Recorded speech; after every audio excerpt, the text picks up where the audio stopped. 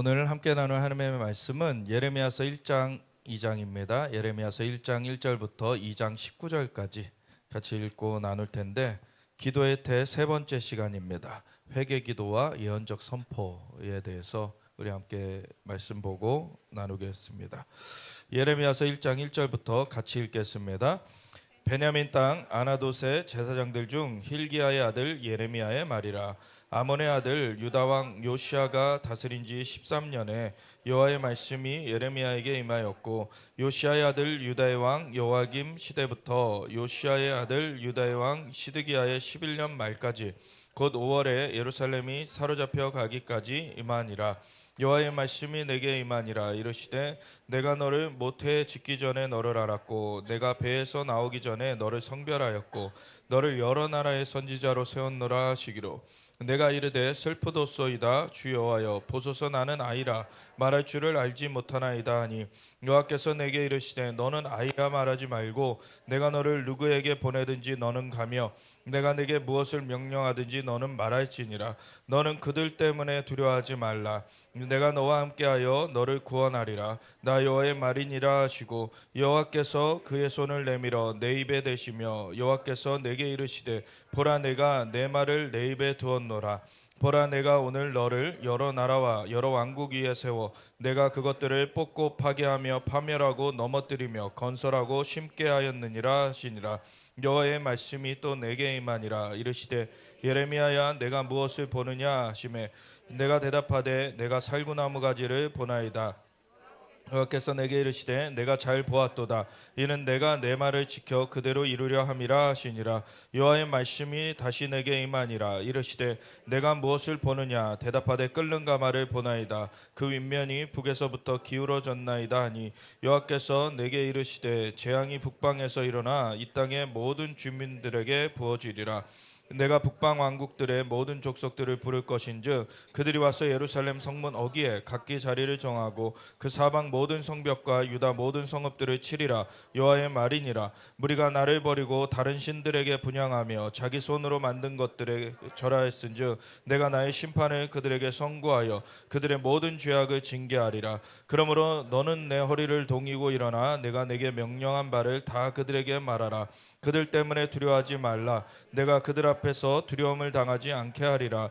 보라, 내가 오늘 너를 그 온 땅과 유다 왕들과 그 지도자들과 그 제사장들과 그 땅 백성 앞에 견고한 성읍 세기둥 노선벽이 되게 하였은즉 그들이 너를 치나 너를 이기지 못하리니, 이는 내가 너와 함께하여 너를 구원할 것임이니라. 여호와의 말이니라. 여호와의 말씀이 내게 임하니라. 이르시되 가서 예루살렘의 귀에 외칠지니라. 여호와께서 이와 같이 말씀하시기를 내가 너를 위하여 내 청년 때의 인애와 내 신혼 때의 사랑을 기억하노니, 곧 씨 뿌리지 못하는 땅 그 광야에서 나를 따랐음이니라. 이스라엘은 여호와를 위한 성물 곧 그의 수산 중 첫 열매이니, 그를 삼키는 자면 모두 벌을 받아 재앙이 그들에게 닥치리라. 여호와의 말씀이니라. 야곱의 집과 이스라엘 집 모든 족속들아, 여호와의 말씀을 들으라. 나 여호와가 이와 같이 말하노라. 너희 조상들이 내게서 무슨 불의함을 보았기에 나를 멀리하고 가서 헛된 것을 따라 헛되이 행하였느냐. 그들이 우리를 애굽 땅에서 인도하여 내시고 광야 곧 사막과 구덩이 땅 건조하고 사망의 그늘진 땅 사람이 그곳으로 다니지 아니하고 그곳에 사람이 거주하지 아니하는 땅을 우리가 통과하게 하시던 여호와께서 어디 계시냐 하고 말하지 아니하였도다. 내가 너희를 기름진 땅에 인도하여 그것의 열매와 그것의 아름다운 것을 먹게 하였거늘 너희가 이리로 들어와서는 내 땅을 더럽히고 내 기업을 역겨운 것으로 만들었으며, 제사장들은 여호와께서 어디 계시냐 말하지 아니하였으며, 율법을 다루는 자들은 나를 알지 못하며 관리들도 나에게 반역하며 선지자들은 바알의 이름으로 예언하고 무익한 것들을 따랐느니라. 그러므로 내가 다시 싸우고 너희 자손들과도 싸우리라. 여호와의 말씀이니라. 너희는 깃딤선들에 건너가 보며 게달에도 사람을 보내 이 같은 일이 있었는지를 자세히 살펴보라. 어느 나라가 그들의 신들을 신 아닌 것과 바꾼 일이 있느냐.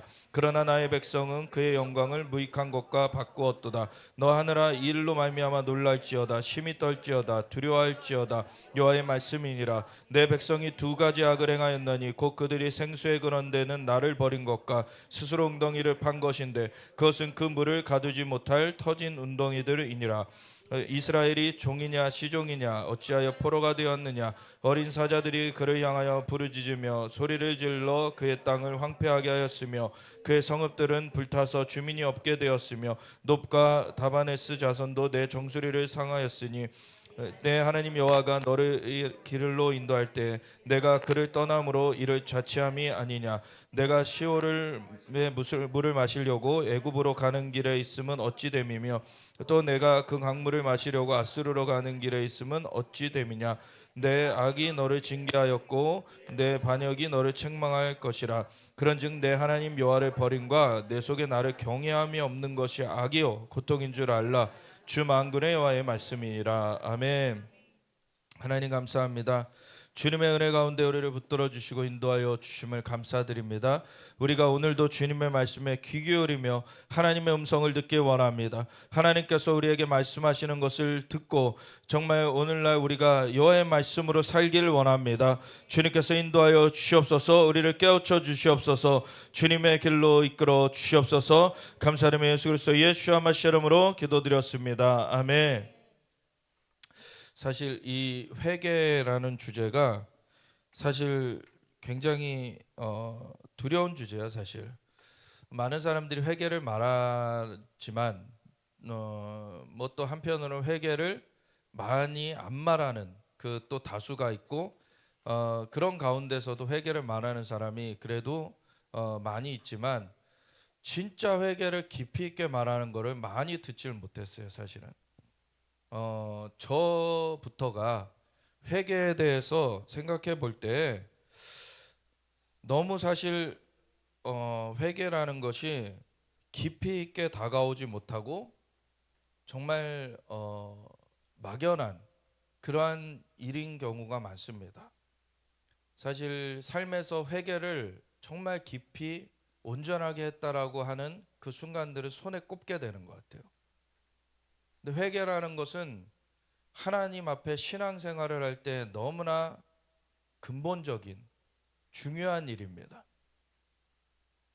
최근에 이런 나라의 비상사태를 보면서 사실 그 전부터 회개에 대한 촉구가 있었어요.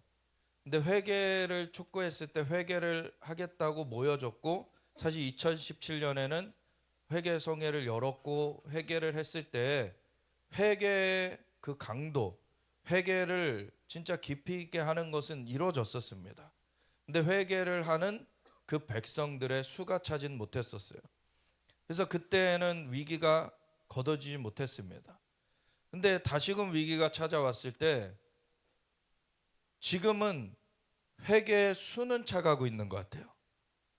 많은 사람들이 지금 반응하고 있고 이 나라를 지키고자 나서고 있어요. 그래서 굉장히 좋은 일입니다. 근데 다른 한편으로는 회개의 깊이가 얼마만큼 되어질 수 있을까? 사실 그걸 생각하게 돼요. 회개라는 것은 완전하게 그 잘못된 길에서 돌아서야 되는 것인데 그것은 하나님 앞으로 하나님께로 돌아와야 되는 것이죠. 그래서 나라를 지키는 것 그거 위에서 기도하는 거 너무 중요한 것이고 그거 해야 됩니다. 근데 나라 지키겠다고 하면서도 하나님께로 돌아오지 않을 수도 있어요. 하나님께 돌아오는 것 그것이 회개의 본질인데 회개라는 말 그 원어에는 슈브라고 돌이킨다라는 거죠. 그래서 세상을 향해 가던 곳에서 하나님께로 돌아오는 거예요. 그래서 나라를 지켜달라고 하나님 앞에 기도할지라도 나라가 지켜져야 되는 이유가 우리가 다시 등 따스고 배부르고 그런 편안한 삶을 살기 위해서라면 그거는 하나님께로 돌이키는 것은 아닌 거죠. 그냥 나의 환경을 놓고 하나님께 도움을 청하는 거예요. 회개라는 것이 굉장히 무거운 주제입니다. 그리고 어려운 주제예요. 사실은 회개의 깊이 그거를 정말 깊이 들어가는 것도 적은 수가 하게 되는 그러한 일이 되어 왔거니와 회개의 깊이로 들어가 본 사람도 그것을 설명해내기가 힘들어요. 사실은 회개라는 거는 똑같이 복사될 수 있는 게 아니기 때문에 2017년도에 정말 깊은 회개를 했었던 기억이 있습니다. 그렇지만 그 똑같은 복사를 지금 할 수 있다라고 생각할 수가 없어요. 그때그때 상황이 다른 것과 함께 마음 상태가 달라요. 우리의 마음이 어떤지가 달라요. 그래서 어떤 믿음의 그런 선배, 믿음의 앞선 세대 가운데서는 사람들의 타락은 어려운 가운데 이루어지지 않았다. 사람들의 타락은 풍요한 가운데 이루어졌다. 풍요한 생활을 하게 되면은요, 하나님을 잘 찾지 않아요. 그 가운데 아쉬운 것이 없다라고 생각을 해요. 그리고 그 생활을 누리는 것, 이 땅에서 어떠한 혜택을 누리는 것, 그것에만 빠져서 하나님을 찾는 것을 점차 뒤로 해요. 회개라는 것은 하나님께로 돌아오는 것인데, 돌이키는 것인데, 그런 필요성 자체를 잘 못 느껴요. 그래서 풍요할 때 사람들이 오히려 타락을 하게 되었다라는 거예요. 사실 이 예레미야의 이 말도 시대적인 상황은 이제 바벨론의 침공이 다가오는 상황이에요. 근데 그 전까지 이스라엘이 풍요한 삶을 살았었어요. 예레미야서를 BC 590년경에 작성됐다라고 봐요. 바벨론이 이 유다를 침공할 때가 586년입니다. BC. 한 4년 전. 그 바벨론 침공의 4년 전에 이 예레미야 서책이 쓰여졌다는 얘기예요. 물론 이 안에 써 있는 이 한 사건 한 사건들이 그때 다 일어난 건 아니에요. 그 전부터 일어나온 사건들, 그 전부터 받아온 것들을 집대성, 그거를 다 정리를 한 게 그때라는 거죠. 바벨론의 그 침공이 이루어지기 전에 이미 예레미야서가 집대성돼 있었던 거예요. 그랬는데도 그때 당시에 이스라엘 백성들은 돌이키질 못했어요. 거기도 여전히 남은 사람들은 있었죠. 에스겔도 그 시대에 있었고, 예레미야가 있었고, 여호수아와 스룹바벨 이런 인물들이 있었어요. 에스라도 있었고, 남아있는 사람들, 그 이후 세대 뭐 또 다니엘도 있고, 남은 사람들은 있지만 나라 전체적으로 봤을 때는 대세가 타락해 있는 것에서 돌이켜지질 못했어요. 예레미야가 엄청나게 사실은 자세한 예언의 말씀들을 많이 선포했고, 이미 예레미야가 이렇게 선포하기 또 110년 전에 이사야 선지자가 활동을 했습니다. 이사야 선지자가 BC 700년에 이 서신을 썼다라고, 이 선지서를 썼다라 그래요. 그때 이미 이사야 선지서 엄청난 분량의 그 선지서가 나왔어요. 그리고 그 110년 후에 예레미야서까지 나왔어요. 근데 그때 타락하던 그 흐름을 뒤집질 못했어요. 회개라는 것이 그렇게 쉽게 이루어지지가 않더라는 거예요. 사람들이 당장에 등 따스고 배부르면은 하나님 앞에 간절함을 갖지 않고 하나님을 바라보지 않는 그러한 성향을 갖고 있더라는 거죠. 그래서 결국 언제까지 가느냐? 외국의 군대에서 침공당할 때까지 그대로 가요. 외국의 군대에서 침공당하니까 그때서야 한탄을 하는데 그때는 이미 늦어버렸죠. 일이 일어나고 난 다음에는 정말 큰 고통을 겪어야 돼요.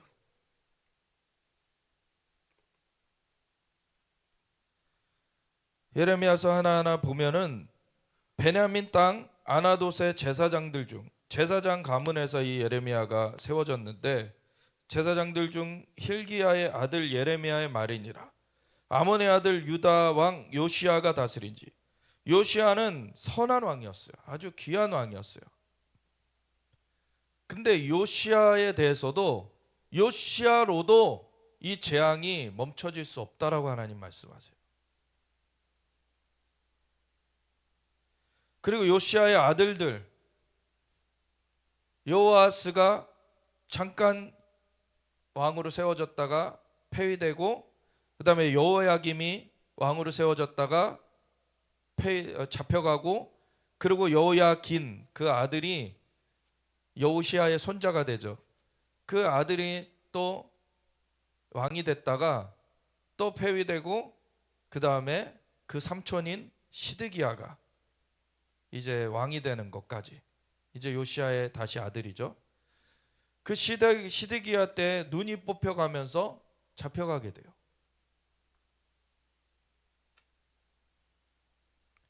그런 시절을 이 예레미야는 다 목격을 해요.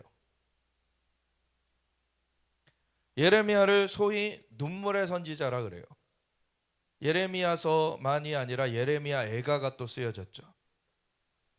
너무나 그 애통한 그 마음들을 쏟아내고 있는 것을 보게 되는데, 그 시대 상황이 그런 것이었죠. 너무나 애통한 시대 상황이었어요. 아무리 외쳐도 사람들이 반응하지 않는, 예레미야는 그리고 하나님의 말씀을 전할 때 그 중에 하나가 그냥 너희 포로 잡혀가라, 그리고 거기 자손 나면서 살아라, 그런 말씀을 그대로 선포를 했더니 반역자로 몰렸죠. 어떻게 너는 나라를 그렇게 잡혀가라고 그렇게 말하느냐. 오히려 거짓 선지자들이 이 나라에 아무 문제 없을 거다, 예레미야의 뺨을 치면서 얘기를 하기도 하고 예레미야를 탄압했고, 그런 사람들이 권력의 중심에 있었기 때문에 이 나라는 정화되지 못했어요.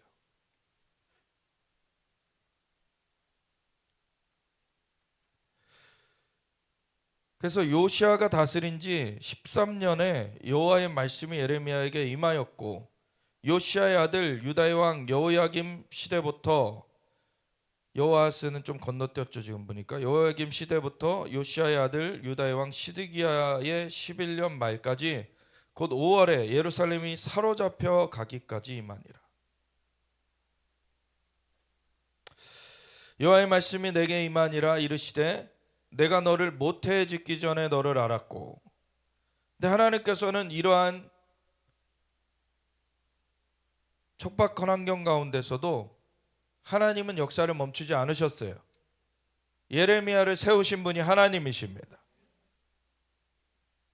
그래서 내가 너를 모태에 짓기 전에 너를 알았고, 내가 배에서 나오기 전에 너를 성별하였고, 너를 여러 나라의 선지자로 세웠노라. 나라는 잡혀가는데 여러 나라의 선지자로 세워졌어요. 참 예레미야의 이 상황이 굉장히 아이러니한, 그러한 역설적인 그런 상황 가운데 예레미야가 선 것입니다. 예레미야는 정말 선지자들 중에서 손꼽히는 선지자 중에 하나죠. 근데 그 시대적 배경은 정말 이스라엘이 환난 중에 들어가는 그러한 환경 중에 하나였어요. 하나님의 말씀이 임한 것에 대해서 이 예레미야가 내가 이르되 슬프도소이다. 주 여호와여 보소서 나는 아이라. 말할 줄을 알지 못하나이다. 사실은 이전 세대, 기존의 그 지도자가 되어 있는 세대들은 지금 하나님을 거스르고 있었고 오히려 바른 말하는 거를 막고 거짓말을 하는 그런 상황. 어떻게 보면 오늘날 우리나라 똑같아요. 지금 미디어들의 온갖 거짓말이 판치고 권력을 장악하고 있는 그 거대 야당에서 온갖 어둠의 일들을 하고 그걸 여당이 막아서느냐? 그렇지도 못해요.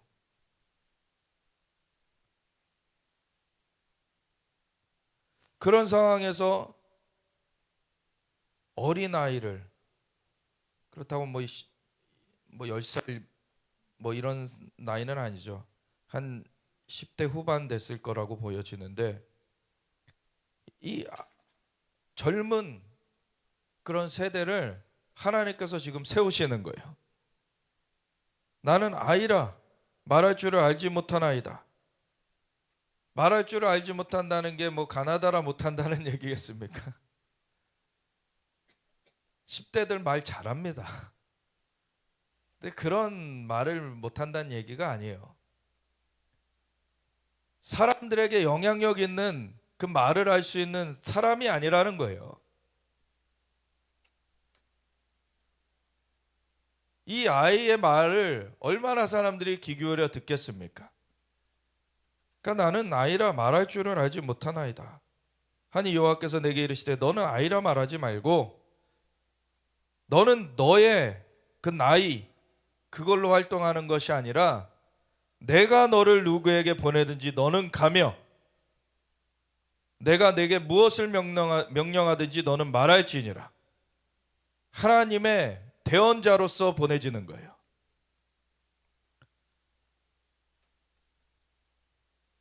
너는 그들 때문에 두려워하지 말라. 그 고관 대작들 그들 때문에 두려워하지 말아라. 내가 너와 함께하여 너를 구원하리라. 나 여호와의 말이니라. 이 예레미야와 같이 오늘날의 대한민국의 희망은 다음 세대가 일어나고 있다는 거예요.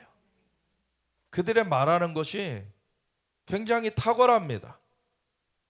하나님의 공의를 선포해요. 진실을 선포하는 그 힘이 있습니다. 다음 세대들이 깨어나서 말하는 게 정말 놀라운 오늘날의 사건이에요. 이스라엘에서는 이러한 예레미야가 일어나긴 했지만 사실 요시야 왕이 이제 끝나던 때 활동이 이루어져 가지고 했었기 때문에 같이 이전 세대의 개혁이 같이 연결되지 못했어요. 요시야는 이스라엘을 개혁하려고 엄청나게 노력했던 왕입니다.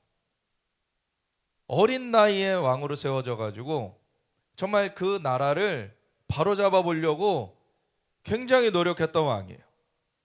그래서 요시야 왕이 죽을 때 백성들이 통곡했습니다. 정말 선한 왕이었고 좋은 왕이었기 때문에. 근데 요시야 왕이 개혁을 하는 그것과 이 다음 세대가 일어나는 것이 함께 되질 못했어요. 어른 세대의 개혁은 개혁대로 힘에 붙였고 다음 세대의 선포는 다음 세대의 선포대로 또 힘에 붙였습니다. 근데 우리나라는 지금 이 두 가지가 같이 일어났다는 거. 그게 은혜인 거예요. 개혁을 선포하는 거에 같이 다음 세대가 반응했어요. 좀 이게 은혜인 것입니다. 말라기서 4장에 보면은 내가 크고 두려운 날이 이르기 전에 선지 엘리야를 너에게 보내리니 그가 와서 아비의 마음은 자녀들에게 돌이키게 하겠고 자녀들의 마음은 아비들에게로 돌이키게 하리라. 그렇지 아니하면 두렵건대 저주로 그 땅을 칠까 하노라. 그게 이루어지지 않으면, 그 연합이 이루어지지 않으면 저주가 그 땅에 임한다는 거예요. 숱한 그런 역사들이 있습니다. 그런데 오늘날 우리에게도 위기가 찾아왔는데 감사한 일은 이 연합이 이루어져 가고 있어요. 앞선 세대에서 개혁을 선포했고, 그리고 다음 세대가 그것에 반응을 하며 일어났어요. 그러니까 감사한 일이죠. 근데 이 말씀을 좀 더 보면은, 너는 그들 때문에 두려워하지 말라. 세대의 단절이 있어가지고 이제 다음 세대의 소리가 진리를 외치면서 나오는데, 기존 세대는 이제 요시야 왕은 끝나고 이제 개혁에 반대하는 사람들, 그러한 소위 반국가 세력들이 나라를 잡고 있었던 거예요.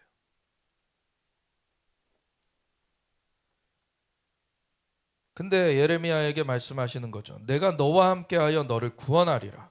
나 여호와의 말이니라. 하나님의 사람은 하나님이 보호하십니다.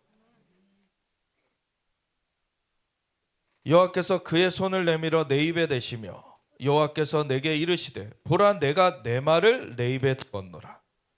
하나님께서 말씀으로 천지를 창조하셨어요. 근데 천지를 창조하시고서는 이 땅을 인간에게 맡기셨어요. 그래서 하나님께서 이 땅에서 무슨 일을 하실 때에는 인간을 통하여 하세요. 그렇기 때문에 누군가 하나님의 일을 선포할 자들이 있어야 돼요. 하나님의 말씀을 대언할 자들이 있어야 돼요. 그래서 에스겔에게도 너는 생기를 향하여 대언하라 그러신 거예요. 에스겔이 대언을 했을 때 그 생기가 사방으로 불어 들어와서 죽은 자에 들어가 살아 일어나 서게 하는데 극히 군대더라. 그 역사가 이루어진 것입니다. 그 뒤에 보면은 나무 막대기를 취하라 그래요. 에스겔 37장 12절 이하에 보면 나무 막대기를 취하여서 하나는 유다와 그 형제라 적고 하나는 에브라임과 그 형제라고 적어라. 그리고서 그 둘을 포개라 같이. 그러면서 말씀하세요. 하나님께서는 그게 네 손에서 하나가 되겠다. 그러세요. 그리고 이것이 선포될 때는 이것이 하나님의 손에서 하나가 된다 그래요. 하나님은 그렇게 역사하십니다. 사람을 매개체로 중간의 역할로 쓰셔서 그 사람을 통해서 하십니다. 그래서 그것이 하나님이 하시는 것인데 또 사람의 손에서 되는 거기 때문에 그래서 하나님은 그 에스겔의 손에서 일이 이루어진다라고도 하고 여호와의 손에서 그 일이 이루어진다라고도 해요. 그렇게 이 예레미야에게 손을 내밀어서 그 입에 손을 대시고서 여호와께서 보라 내가 내 말을 내 입에 두었노라. 그러시면서 내가 오늘 너를 여러 나라와 여러 왕국 위에 세워서, 이스라엘 나라는 지금 뽑혀가는데 예레미야는 여러 나라와 여러 왕국 위에 세워져요. 이스라엘 정도가 아닙니다. 그러면서 어떻게 얘기하시느냐, 내가 그것들을 뽑고 파괴하며 파멸하고 넘어뜨리며 건설하고 심게 하였느니라. 예레미야를 통해서 하나님이 하시는 것은 여러 나라와 여러 왕국 위에 이 예레미야가 서서 여러 나라 여러 왕국을 뽑고 파괴하고 파멸하며 넘어뜨리는, 그리고 건설하며 심는 일, 이게 예레미야 입에서 이루어져요. 이게 너무 놀라운 일입니다. 나라의 상황은 바벨론의 침공을 받아서 이제 망하는 상황이에요. 포로돼 가지고 예레미야에게 하나님이 말씀하신 대로 70년 만에 마칠 것이다. 포로 수감 생활을 해야 돼요. 그러면서 백성들에게 너희 다시 돌아올 거니까 끌려가가지고 너희 죄에 대한 형벌 받을 거 받고 나서 너희 그거 합당한 벌을 받으면 내가 다시 돌아오게 할 것이니까 거기 가서 농사도 짓고 아이도 낳고 거기서 생활하다가 그러다가 다시 돌아와라. 하나님은 이제 이스라엘의 죄가 찼기 때문에 이걸 그냥 넘어가실 수는 없어요. 그러니까 바벨론을 들어서 이스라엘을 형벌을 받게 하시는 그 일을 행하셨어야 됐고, 그걸 통해서 70년의 그 형벌 가운데 이스라엘이 처하게 되고 그 형벌을 마치시는 분도 하나님이신 것입니다.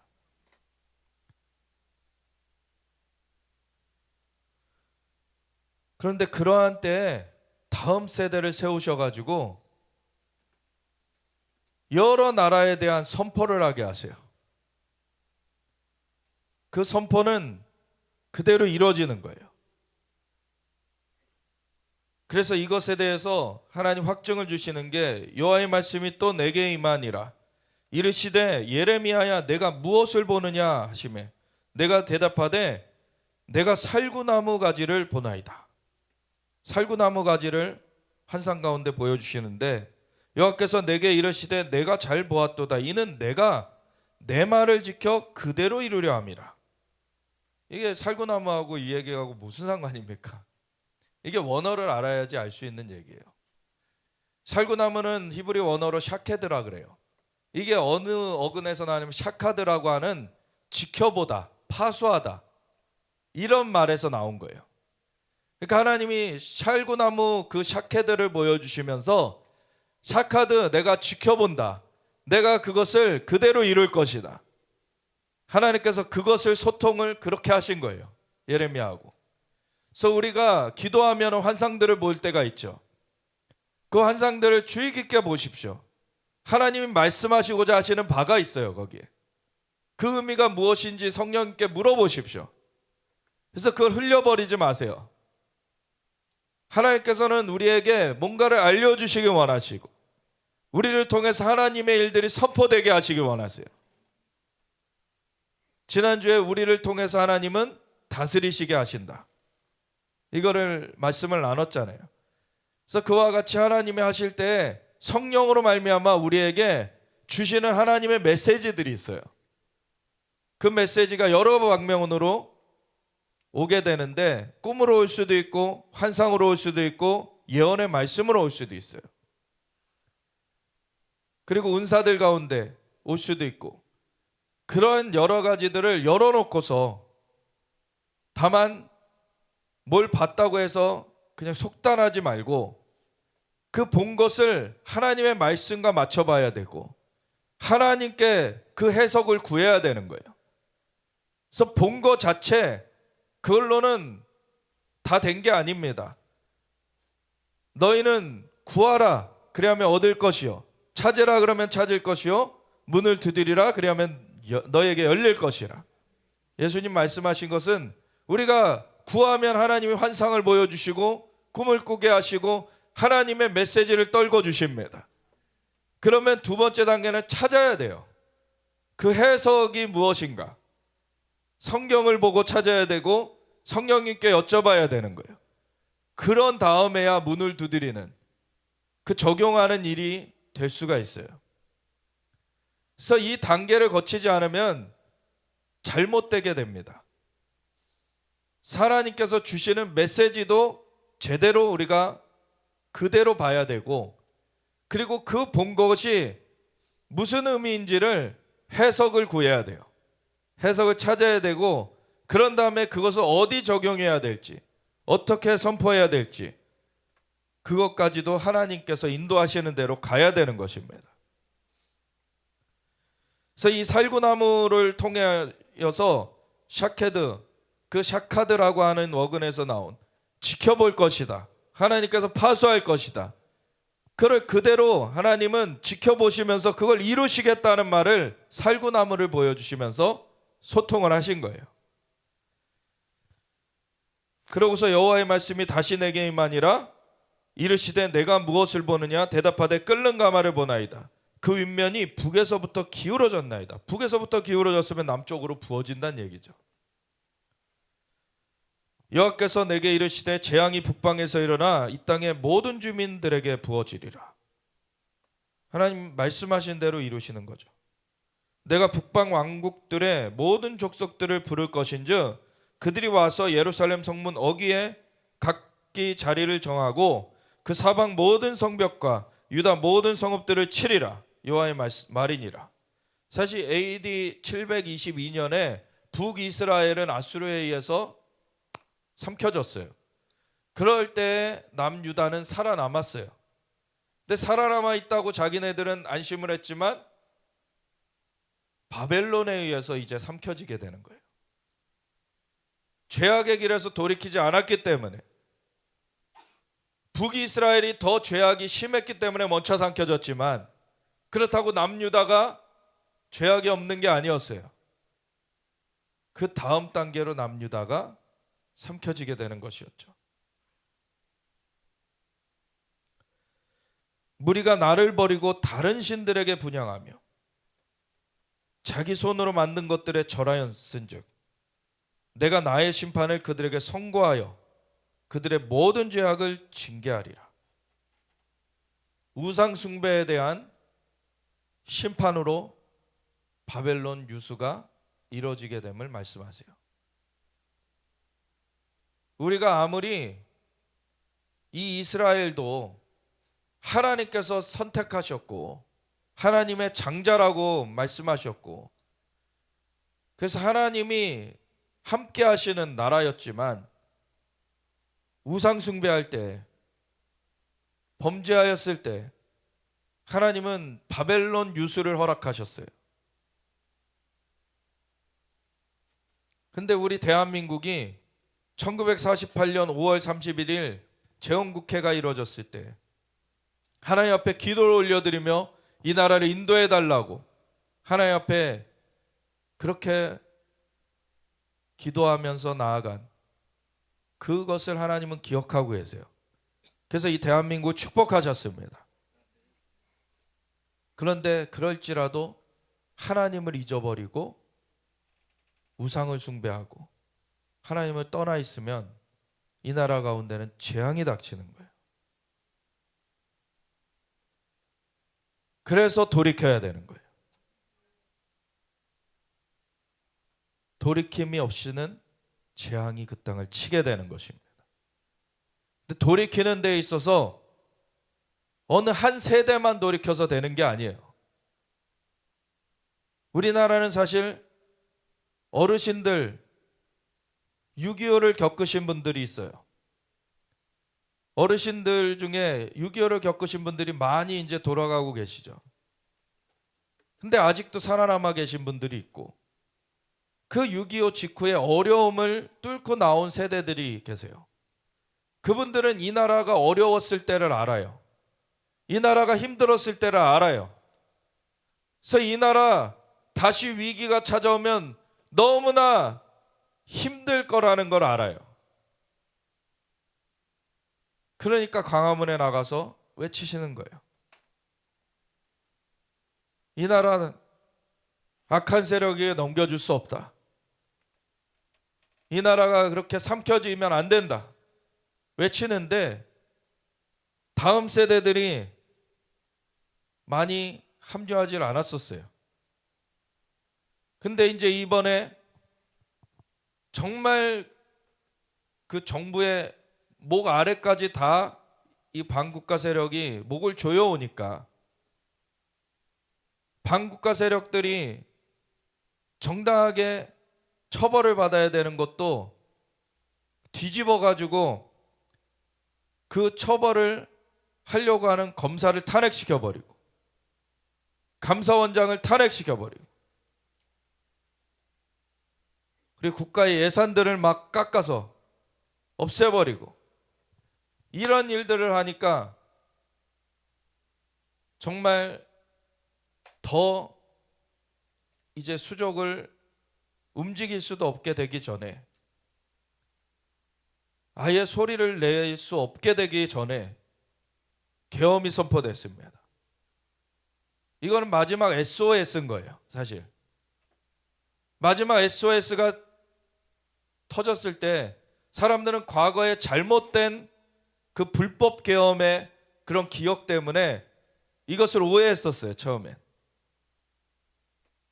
그래서 대통령 지지율이 10%대로 떨어졌었어요. 근데 뭔가 다른데? 이상한데? 몇 시간 만에 계엄이 해제되고, 그리고 군대가 왜 이렇게 다른 데는 안 가고 국회만 가고, 그리고 또 다른데 선관위를 갔냐? 아무도 다치지 않았고 아무도 위해되지 않았어요. 그런 상황에서 사람들이 의문이 든 거죠. 왜 이렇게 됐을까? 무슨 의미일까? 이런 것 가운데 하나하나 내막을 이제 살펴보게 된 거예요. 왜 계엄이 이루어질 수뿐이 없었느냐? 그런 것이 이제 사람들이 알게 되니까 이 정보에 빠른 젊은이들이 일어났어요. 정보에 빨라요. 미디어가 거짓 그런 선지자 노릇하면서 거짓말을 다 뿌려놔가지고 사람들을 속이려 해도, 요즘에 유튜브다 SNS다 이 대한 미디어가 있으니까 젊은이들은 그걸 통해서 다 정보를 받아보는 거예요. 그러니까 정보를 보니까 이거는 우리나라가 진짜 위험에 처해 있었구나, 우리나라 진짜 수면에 잠길 뻔했구나, 이런 걸 아니까 젊은이들이 일어났어요. 일어나가지고 같이 함께 외치게 된 거죠. 이게 하나님께 감사한 일이에요, 사실. 우리나라를 살리고자 하는 그 애국심, 그 나라를 향한 마음, 그것이 젊은 세대 가운데서도 일어나게 됐어요. 세대가 함께 외치게 됐죠.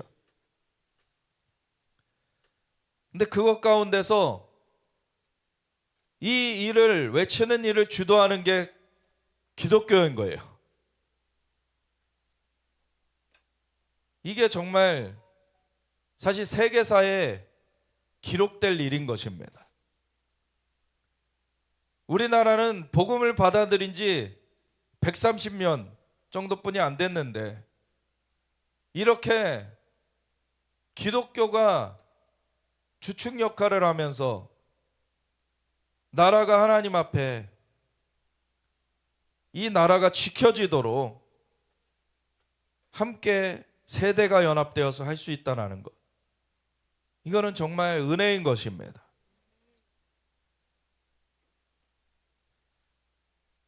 다음 세대가 일어나서 선포하는 것들이 너무나 힘있고 정말 똑똑하다. 대통령도 자기가 갇혀 있어도 이 젊은이들이 일어나는 걸 보니 우리나라에 희망이 있다.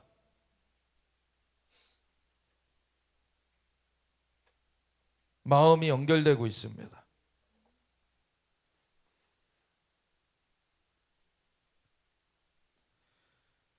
그런데 거기서 얼마나 깊은 영역으로 우리가 이 전환을 이뤄가느냐.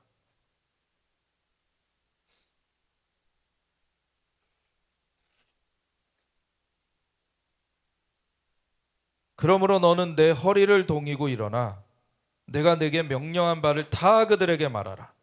그들 때문에 두려워하지 말라. 내가 그들 앞에서 두려움을 당하지 않게 하리라. 하나님이 시대마다 예언적 선포가 이루어지게 하십니다.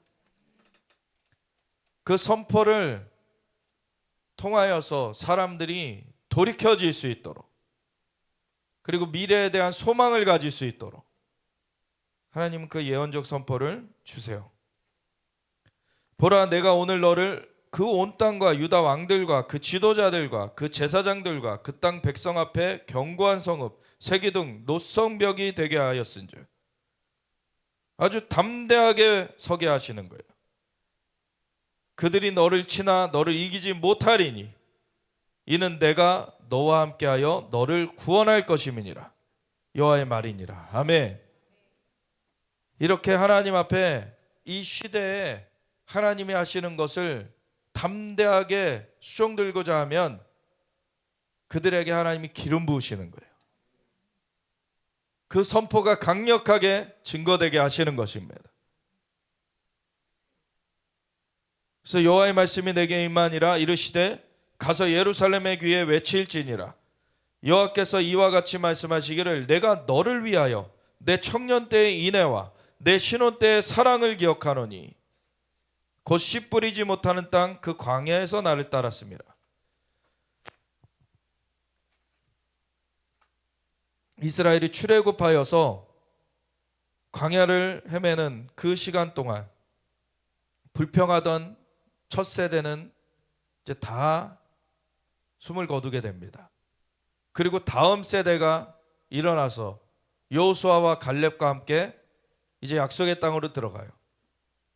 그래서 들어가서 그곳의 거민인 가나안 족속들을 이제 물리치면서 그 땅을, 약속의 땅을 이제 하나님 앞에 취하게 되는데, 그 취하게 되는 초기에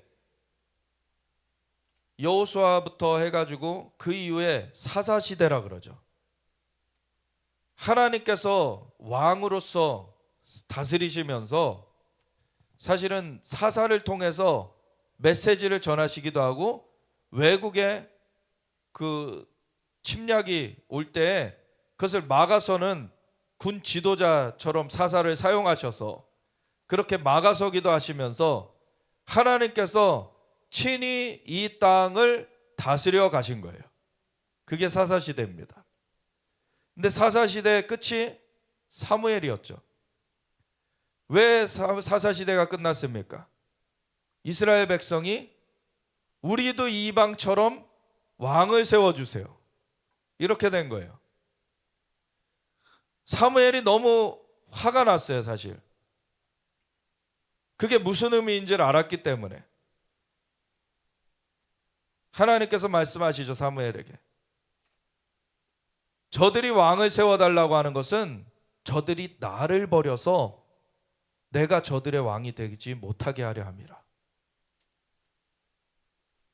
하나님의 손길을 벗어나고자 했던 거예요. 하나님께서 근데 그걸 허락하시죠. 경고를 하세요. 너희가 왕을 세우면, 악한 왕이 있으면 그 고통을 너희가 당하게 될 것이다. 그전에는 하나님께서 돌봐가시며 공정한 재판이 이루어지도록, 사실 사사라는 이름은 영어로는 저지, 심판자라는 뜻이죠.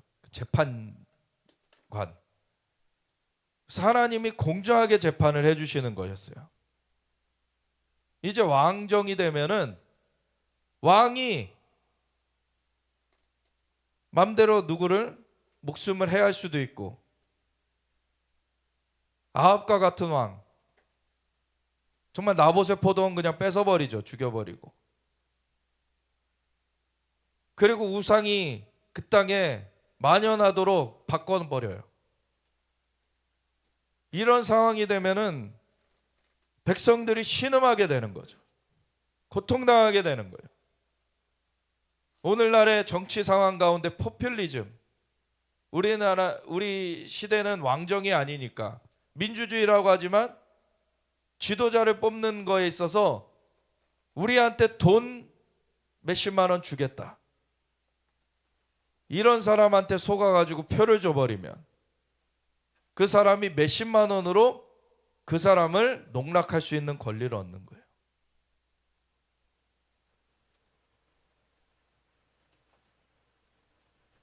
사람들이 눈앞의 이익에 홀려가지고 자신의 주권을 침탈당하는지도 모르고 넘겨버리는 거죠.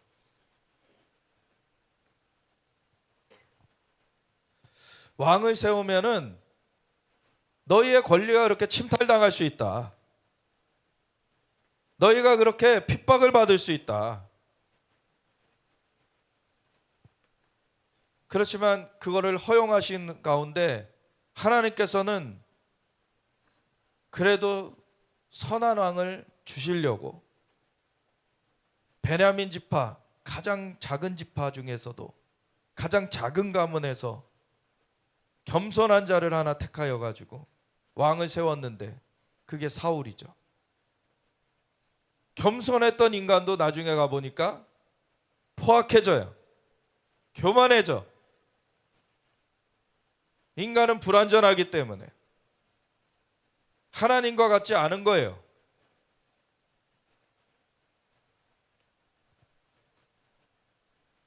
그래서 사울 시대에 백성들이 고통하게 돼요. 사울은 하나님 눈밖에 나고 이제 폐위되게 되죠. 하나님이 다음으로 세운 게 다윗이죠.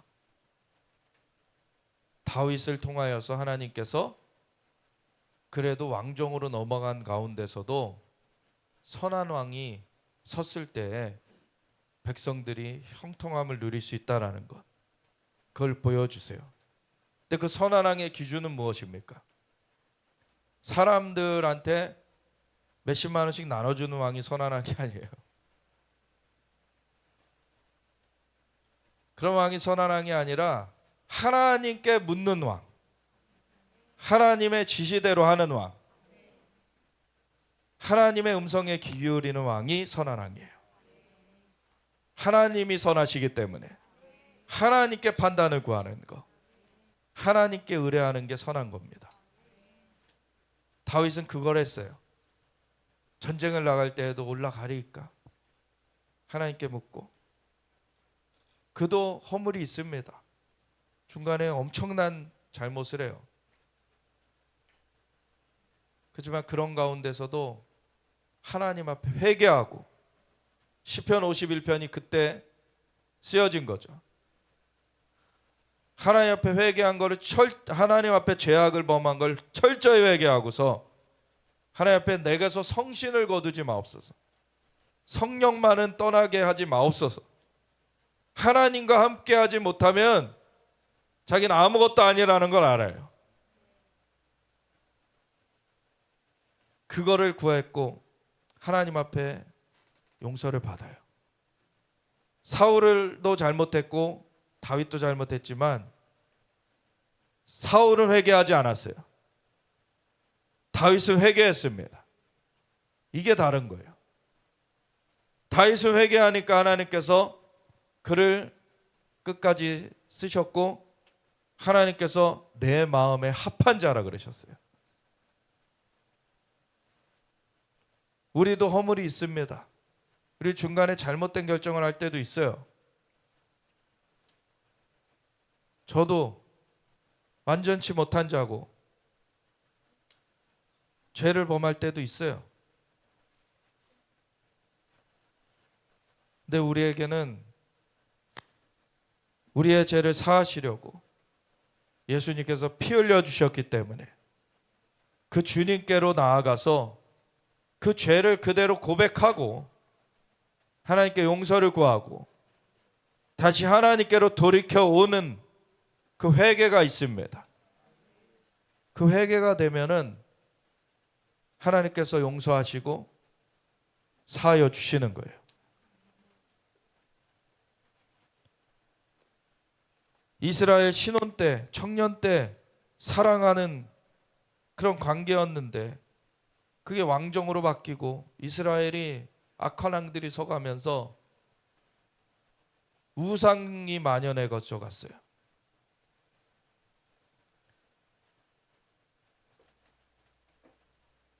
그래서 이스라엘은 여호와를 위한 성물 곧 그의 소산죽 철 열매였는데 그를 삼키는 자면 모두 벌을 받아 재앙이 그들에게 닥치리라.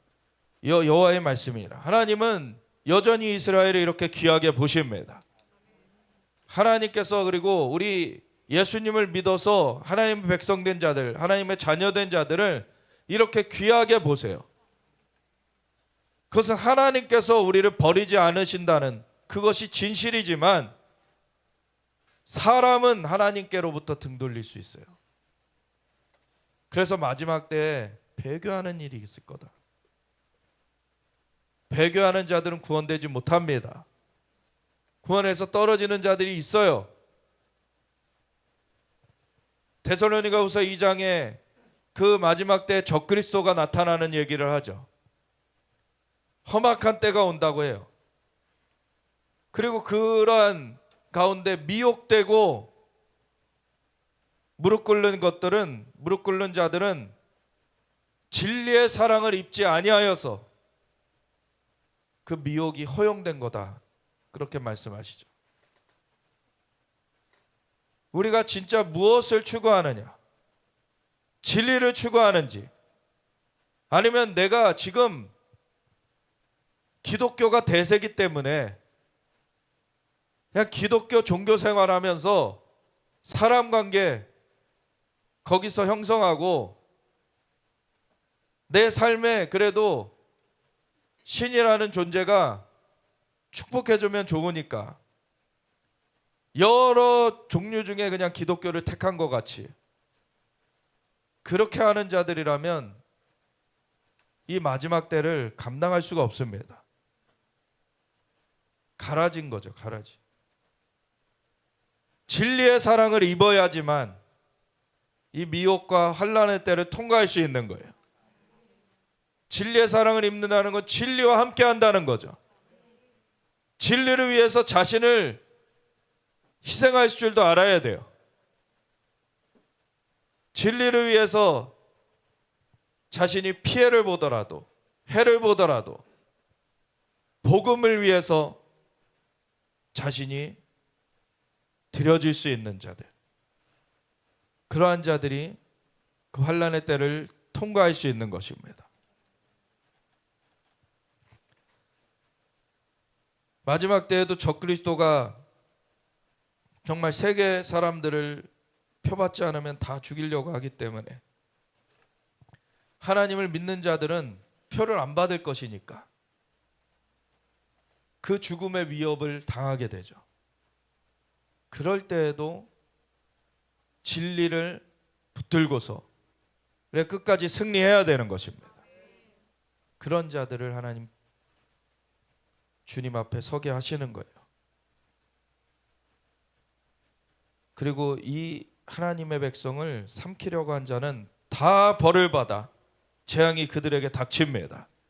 결국엔 심판되게 돼 있어요. 야곱의 집과 이스라엘 집 모든 족속들아 여호와의 말씀을 들으라. 나 여호와가 이와 같이 말하노라. 너희 조상들이 내게서 무슨 불의함을 보았기에 나를 멀리하고 그래서 이방 나라처럼 왕 세워 주십시오. 그리고 왕 세워줬더니 나중에 악한 왕들이 서가지고 야 이거 좋다더라. 얘가 기도하면 효험이 좋다더라. 아세라를 들여놓고 바알을 들여놓고 그런 것 가운데서 하나님을 떠나는 거죠. 하나님이 무슨 불의를 하셨길래 나를 멀리하고 가서 헛된 것을 따라 헛되이 행하였느냐. 그들이 우리를 애굽 땅에서 인도하여 내시고 광야 곧 사막과 구덩이 땅 건조하고 사망의 그늘진 땅 사람이 그곳으로 다니지 아니하고 그곳에 사람이 거주하지 아니하는 땅을 우리가 통과하게 하시던 여호와께서 어디 계시냐 하고 말하지 아니하였도다. 여호와께서 그렇게 인도하여 오셨는데 그 여호와를 찾지 않고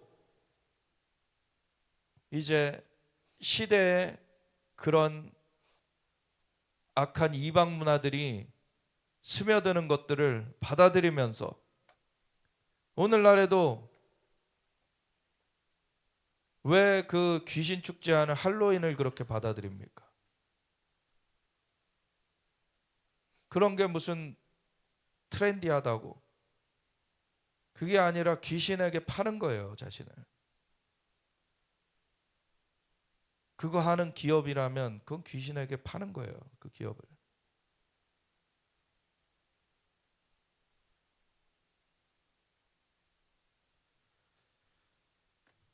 그래서 이전에 숱한 일을 하나님이 행하시면서 인도에 오셨는데 그거를 잊어버리고 그것을 외면해버리고 우상을 따라가는 것. 내가 너희를 기름진 땅에 인도하여 그것의 열매와 그것의 아름다운 것을 먹게 하였거늘 너희가 이리로 들어와서는 그 약속의 땅에 들어와서 살만하게 되니까 내 땅을 더럽히고 내 기업을 역겨운 것으로 만들었으며 제사장들은 여호와께서 어디 계시냐 말하지 아니하였으며 율법을 다루는 자들은 나를 알지 못하며 관리들도 나에게 반역하며 선지자들은 바알의 이름으로 예언하고 무익한 것들을 따랐느니라. 오늘날 교회들 하나님의 역사를 그대로 따라갑니까? 진리를 말하는 것을 자신의 목숨처럼 여기면서 위협이 오더라도 그 진리를 말하려고 합니까? 세상에 잘 보이기 위해서, 어떤 세상의 권력을 있고 좀 돈 좀 가지고 있으면은 그 사람한테 잘 보여서 헌금 많이 내게 하려고 하는 그런 직업적 목회자들이 많아져 있고, 진리라는 것은 그 설교에서 찾아볼 수 없고, 세상의 처세술이 난무하고, 오늘날 교회가 타락했다는 것이 위기인 거예요. 지금 하나님이 흔드시고 너희는 깨어나라, 다시 내게로 돌이켜라. 그 알람을 외면하면은 외부의 군대에 의해서 짓밟히게 됩니다. 그러므로 내가 다시 싸우고 너희 자손들과도 싸우리라. 여호와의 말씀이니라. 너는 기띔 섬들에 건너가 보며 게달에도 사람을 보내며 이 같은 일이 있었는지를 자세히 살펴보라.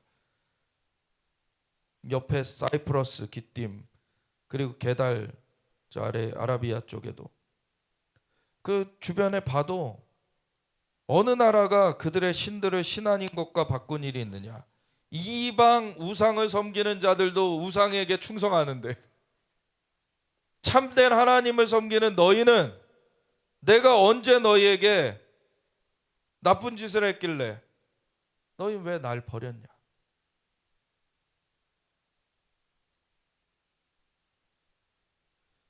그러나 나의 백성은 그의 영광을 무익한 것과 바꾸었도다. 너 하늘아, 이 일로 말미암아 놀랄지어다. 심히 떨지어다. 두려워할지어다. 여호와의 말씀이니라. 내 백성이 두 가지 악을 행하였나니 곧 그들이 생수의 근원되는 나를 버린 것과 스스로 웅덩이를 판 것인데 그것은 그 물을 가두지 못할 터진 웅덩이들이니라. 생수의 근원대 하나님을 버린 것, 그리고 스스로 하겠다고 교만을 떨어가지고 자기가 웅덩이를 팠지만 그거는 물을 가두지 못할 터진 웅덩이라는 거예요.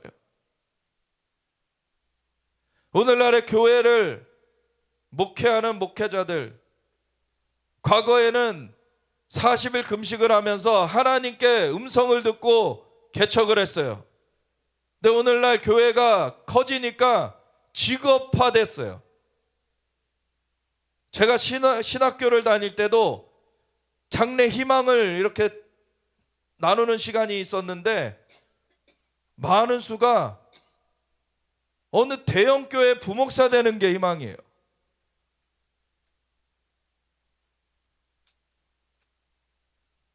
좋은 교회지만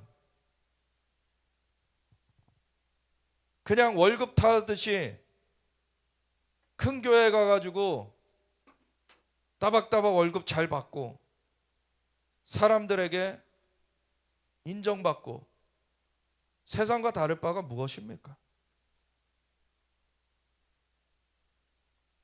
하나님께서 부르셔야 하나님의 종이 되는 거지. 생수의 근원데 하나님께로 나아가야 되고 하나님이 주시는 그 웅덩이를 가지고 마셔야 되는 거예요. 교회 개척한다. 개척 자체도 많이 줄었지만 교회 개척한다 그럴 때 과거에는 40일 금식하면서 진짜 하나님 음성 듣고 개척했던 거에 반해서 요즘에는 누구 유력한 자들 모아가지고 돈이 되니까 개척을 하겠다요. 그게 어떻게 하나님의 역사를 볼 수가 있습니까? 돈에 좌지우지 되는 거면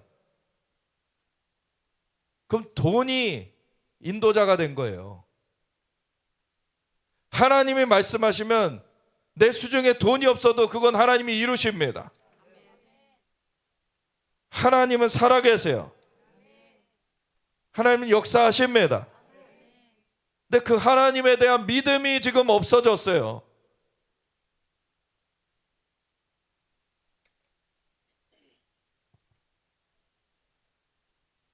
이스라엘이 종이냐 시종이냐 어찌하여 포로가 되었느냐. 세상의 포로가 되어버렸어요.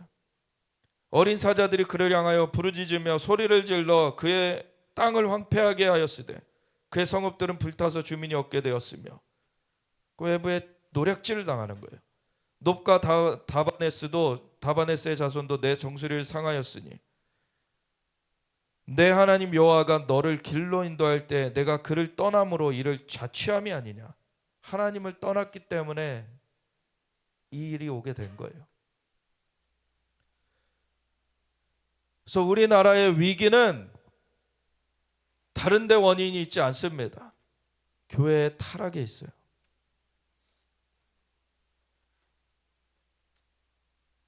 그래서 교회가 돌이켜야 되는 것입니다. 회개하라. 천국이 가까이 왔느니라. 내가 시올의 물을 마시려고 애굽으로 가는 길에 있으면 어찌 됨이며 세상의 도움을 찾아 다니고 또 내가 그 강물을 마시려고 아수르로 가는 길에 있으면 어찌 됨이냐. 내 악이 너를 징계하겠고 내 반역이 너를 책망할 것이라. 그런즉 내 하나님 여호와를 버림과 내 속에 나를 경외함이 없는 것이 악이요 고통인 줄을 알라. 주 만군의 여호와의 말씀이니라. 생수에 근원된 나를 버린 것과 스스로 웅덩이를 판 것, 그것이 두 가지 죄악인데 그것은 물을 가두지 못할 터진 웅덩이라. 그래서 여호와를 버리고 경외하지 않기 때문에 위기가 오는 거예요. 사실 오늘 준비한 말씀들이 2구절 말고 10구절이 넘는데 하나도 못 봐요. 회개라는 거는 굉장히 사실 우리가 깊이 그거를 파고 들어가야 되기 때문에 쉬운 얘기가 아닙니다. 근데 여기 아주 근원적인 얘기를 해놓고 있기 때문에 오늘 이걸 본 것입니다. 우리 교회가 무엇을 바라보고 있습니까? 많이 모여지는 것도 필요하겠지만 진짜 회개의 깊이가 있어져야 돼요. 이승만 초대 대통령 젊은 시절에 예수님을 몰랐어요. 근데 뜨거운 마음이 있었어요. 나라가 이제 망해가는 것 같은 그런 때에 왜 서구 열강들은 잘 나가는가? 왜 번영하는가? 공통점이 기독교 나라라는 거예요. 그래서 기독교 선교사님이 세우셨던 배제학당 거기를 가가지고 배웠어요. 근데 예수님을 영접하지 않았어요. 영어 공부를 열심히 해가지고 6개월 만에 영어 통역을 했어요. 사전도 편찬했어요. 엄청난 수재입니다, 사실. 근데 예수님을 몰랐어요. 근데 그 서양의 그 기독교의 기반 위에 민주주의가 꼽혀온 것을 그거를 해야 된다고 민주주의만 들여오려고 했는데 그게 왕정에 대한 반역으로 그렇게 되면서 옥살이를 하게 됐어요. 처음에 사형수에서 무기수로, 그 다음에 7년인가 8년 좀 안 되게 있다가 나오게 되는데 그 가운데 선교사님들이 탄원을 해줘서 몇 년인지 제가 기억은 안 나는데 그래서 오래 있지 않다가 나왔어요. 그런데 그 기간 동안에 감옥에서 예수님을 영접합니다. 그리고 이 나라 새로워지려면 백성들이 새로워져야 되는데, 백성들이 새로워지려면 예수 믿고 변화되는 것뿐이 없다. 그래서 기독교 입국론을 세우는 거예요. 우리나라가 그렇게 세워진 나라입니다. 기독교 국가인 미국의 도움을 얻어서 일제 식민 지배에서 벗어나게 됐고, 그리고 기독교 그 대통령이 세워져 가지고 하나님 앞에 기도 올려드리며 시작했어요. 하나님의 은혜입니다. 근데 거기서 지금 떠난 이 한국의 상황을, 사실 이 위기를 자초했다, 하나님 말씀하시는 거죠. 그래서 우리 같이 기도할 때 하나님, 교회들마다 정말 하나님께로 돌이키는, 하나님을 바르게 믿고 섬기는 하나님 그 회개의 물결이 강력하게 일어나게 하여 주시옵소서. 회개는 그냥 질질 짜는 게 아니에요. 방향을 돌이키는 것입니다. 하나님께로 돌아서야 돼요. 종교의 활동으로 그냥 신용하는 것이 아니라 살아계시고 참되신 하나님 앞에 그 생수의 근원 되신 그분을 바라보며 그분을 경외하고 그 주님을 찾는 것, 정말 그 가운데로 교회가 돌이켜지지어다. 우리 함께 주여 외치면서 같이 기도하며 나아가겠습니다.